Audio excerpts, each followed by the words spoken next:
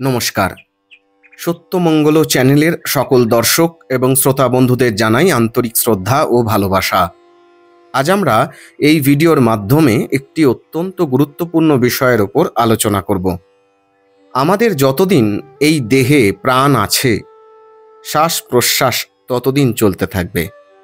কিন্তু এই ছন্দবদ্ধভাবে শ্বাস প্রশ্বাস কি সত্যি আমাদের ধ্যানের ক্ষেত্রে সহায়ক?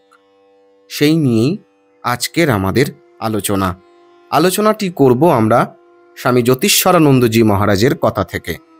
মহারাজ বলছেন, অনেকে ছন্দবদ্ধ শ্বাস প্রশ্বাসে বা প্রাণায়ামে বেশ উপকার পায়।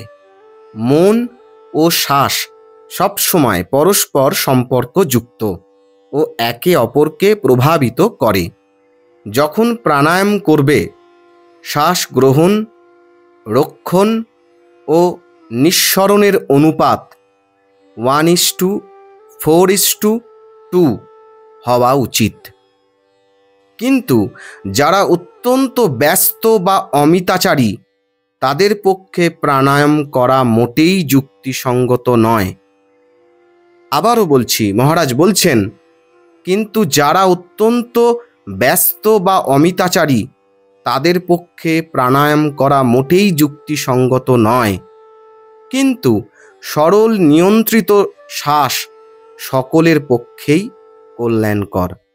অবশ্য কেবল শ্বাস রক্ষণই যথেষ্ট নয়।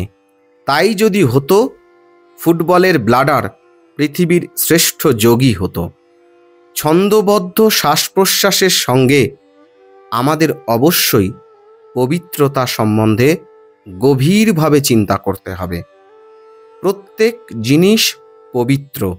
আমি নিজে পবিত্র, আমি পবিত্রতার প্রতিমূর্তি, এই রকম দৃঢ় ধারণা মনের মধ্যে নিয়ে এসো।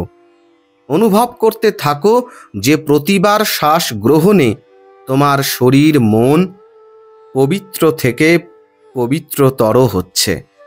নিঃশ্বাসে প্রশ্বাসের পবিত্রতাকে যাওয়া আসা করতে দাও। পবিত্রতাতে নিজেকে ভরিয়ে ফেলো। নিঃশ্বাসে প্রশ্বাসে শান্ত ভাবকে যাওয়া আসা করতে দাও। নিজে পুরোপুরি শান্তভাবে ভরে ওঠো, কিংবা প্রশ্বাসে প্রশান্তির ভাব গ্রহণ করো আর নিঃশ্বাসে মানসিক অশান্তির ভাব ত্যাগ করো।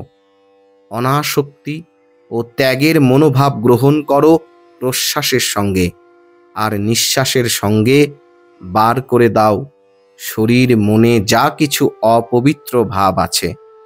প্রশ্বাসের সঙ্গে শক্তি গ্রহণ আর নিঃশ্বাসের সঙ্গে দুর্বলতা ও ভয় বর্জন করো।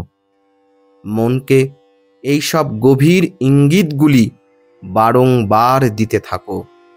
তারপর যথার্থ ধ্যানে বসবে। এমনটাই অপূর্ব একটি আলোচনা করেছেন স্বামী জ্যোতিষ্বরানন্দজি মহারাজ। আজকের আলোচনা এইটুকুই।